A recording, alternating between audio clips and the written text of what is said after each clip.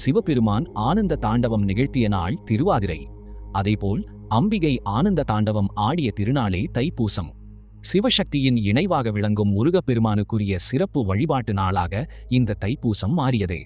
தேவர்கள் துன்பத்தில் இருந்தபோது அம்மையான பார்வதி தன் சக்தியாய் முருகனுக்கு வேலளித்த புனித நாள்.